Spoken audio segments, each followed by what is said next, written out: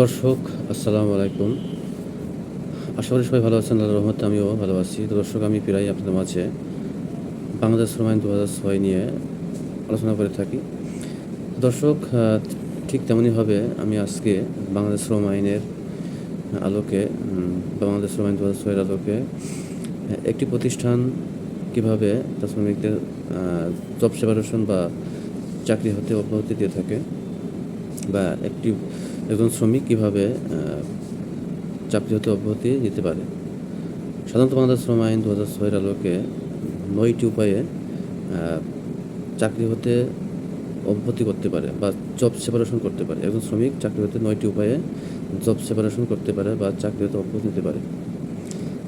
১ নম্বর বিষয় হচ্ছে যে পদত্যাগ, ২ নম্বর হচ্ছে বরখাস্ত, ৩ নম্বর বিষয় হচ্ছে অপসারণ, ৪ নম্বর হচ্ছে অবসান, ৫ নম্বর ছাঁটাই, ৬ নম্বর ডিসচার্জ, ৭ নম্বর মৃত্যুজনিত সুবিধা বা ডেথ বেনিফিট, ৮ নম্বর হচ্ছে অবসর, ৯ নম্বর হচ্ছে একটানা ১০ দিনের বেশি অ্যাবসেন্ট বা লং টার্ম অ্যাবসেন্ট। এই ৯টি উপায়ে একজন শ্রমিক প্রতিষ্ঠান হতে চাকরি সেপারেশন বা জব সেপারেশন বা পদত্যাগ করতে পারে। তো দর্শক, আমি ১ নম্বর বিষয়টি নিয়ে আলোচনা করব। ১ নম্বর বিষয়ে হচ্ছে পদত্যাগ বা রেজিগনেশন। সাধারণত বাংলাদেশ শ্রম আইনের ২০০৬ এর ২৭ ধারা অনুযায়ী এটা হয়ে থাকে। এখন একজন শ্রমিক যদি স্বেচ্ছায় রিজাইন দেয় বা পদত্যাগ করে, তাহলে সে কী কী ধরনের সুবিধা পাবে? সাধারণত যদি কোনো শ্রমিকের চাকরির বয়স ৫ বছরের অধিক হয়ে থাকে, তাহলে সে প্রত্যেক সম্পূর্ণ বছরের জন্য ১৪ দিনের বেসিক পাবে অথবা ক্ষতিপূরণ পাবে। আর যদি চাকরির বয়স ১০ বছর অধিক হয়ে থাকে, তাহলে প্রত্যেক সম্পূর্ণ বছরের জন্য ৩০ দিন হারে বেসিক বা ক্ষতিপূরণ পেয়ে থাকবে। ২ নম্বর হচ্ছে বরখাস্ত।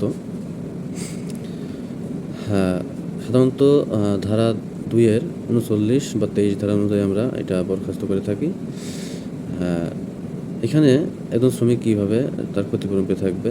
যদি কোনো শ্রমিক একটি প্রতিষ্ঠানে ন্যূনতম বা প্রতি ১ বছর চাকরির জন্য সে চাকরি করে থাকে, তাহলে সে প্রতি সম্পূর্ণ বছরের জন্য ১৫ দিন হারে বেসিক পেয়ে থাকবে। ৩ নম্বর হচ্ছে অপসারণ। যদি কোনো কারখানায় কোনো যদি শ্রমিক কোনো দণ্ডপ্রাপ্তভাবে বা অপরাধ করে থাকে, সে অপরাধের ভিত্তিতে যে শাস্তি প্রদান করে থাকে, শাস্তি প্রদানের মানদণ্ড যদি অপসারণ হয়, তাহলে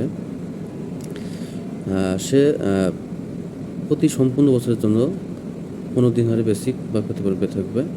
এটা সাধারণত ধারা ২৩ অনুযায়ী আমরা করে থাকি। ৪ নম্বর হচ্ছে অবসান বা টার্মিনেশন। এটা ধারা ২৬ অনুযায়ী আমরা করে থাকি। টার্মিনেশন সাধারণত দুইভাবে থাকে, মালিক কর্তৃক এবং শ্রমিক কর্তৃক। যদি কোনো মালিক কোনো শ্রমিকের টার্মিনেশন করতে চায়, তাহলে তাকে ১২০ দিন নোটিশ দেবে, অথবা নোটিশ না দেয় তাহলে তাকে ১২০ দিনের বেসিক মজুরি দেবে। এর সাথে তার অন্যান্য বেনিফিট আছে। যদি কোনো শ্রমিকের চাকরি বয়স কমপক্ষে ১ বছর, তাহলে তার প্রত্যেক সম্পূর্ণ বছরের জন্য ৩০ দিন হারে বেসিক বা ক্ষতিপূরণ প্রদান করবে। ৫ নম্বর হচ্ছে ছাঁটাই বা রিটেন্সমেন্ট। আমরা সাধারণত ২০ ধারা অনুযায়ী ছাঁটাই করে থাকি। ছাঁটাই কখন করা হয়? যদি কোনো কারখানায় কাঁচামালের স্বল্পতা,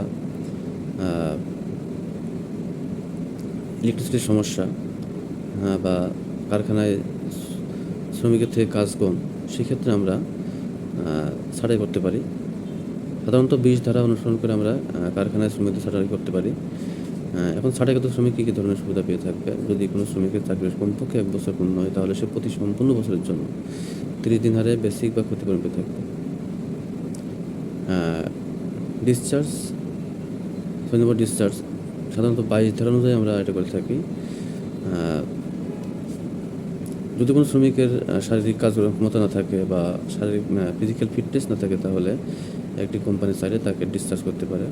তবে যদি কোনো শ্রমিক ডিসচার্জ করতে চায়, তাহলে উক্ত শ্রমিককে প্রতি সম্পূর্ণ বছরের জন্য ৩০ দিন হারে বেসিক প্রদান করতে হবে। মৃত্যুজনিত সুবিধা ৭ বা ডেথ বেনিফিট। এটা সাধারণত 19 ধারা অনুযায়ী করে থাকি। তো দর্শক, মৃত্যুজনিত সুবিধা, যদি কোনো শ্রমিক কারখানায় কর্মরত অবস্থায় মৃত্যুবরণ করে থাকে তাহলে তার প্রত্যেক সম্পূর্ণ বছরের জন্য 45 দিনের বেসিক স্যালারি বা ক্ষতিপূরণ প্রদান করতে হবে। আরেকটা বিষয় হচ্ছে, যদি কোনো শ্রমিক কারখানার বাইরে মৃত্যুবরণ করে থাকে, সে তার বাসায় বা কোনো মেডিকেলে বা হসপিটালে বা ক্লিনিকে যদি মৃত্যুবরণ করে থাকে, তাহলে তার প্রতি সম্পূর্ণ বছরের জন্য 30 দিন হারে বেসিক স্যালারি বা ক্ষতিপূরণ প্রদান করতে হবে। এছাড়াও যদি কোনো শ্রমিক মৃত্যুবরণ করে তাহলে আইনে বলা আছে, যদি কোনো শ্রমিক মৃত্যুবরণ করে থাকে তাহলে সে অবসর ভাতা পাওয়ার অধিকারী, কারণ যেহেতু সে মৃত্যুবরণ করছে তার চাকরি থেকে অবসর নেওয়ার শামিল।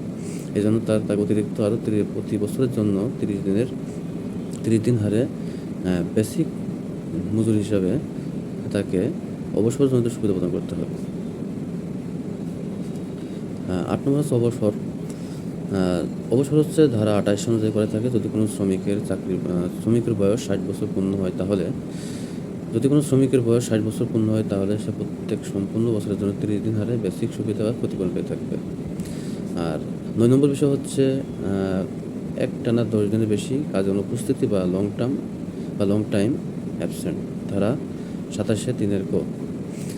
আমরা দেখি অনেক সময় বিভিন্ন কারখানাতে যে কোনো শ্রমিক হঠাৎ করে 10 দিনের বেশি অ্যাবসেন্ট করে থাকে, আমরা তার ঠিকানায় চিঠি পাঠাই। যদি সে চিঠি পেয়ে কারখানায় ফেরত আসে, তাহলে যদি সে রিজাইন দিতে চায় তাহলে তার বেসিক ডিডাকশন করে আমরা তার বিভিন্ন সমস্ত প্রণালী আমরা পরিশোধ করে থাকি। তো দর্শক, এই ছিল আমার আজকের আলোচনা। যদি আপনাদের কাছে আমার এই ভিডিওটি ভালো লেগে থাকে তাহলে অবশ্যই লাইক, শেয়ার, কমেন্ট করবেন। আল্লাহ হাফেজ।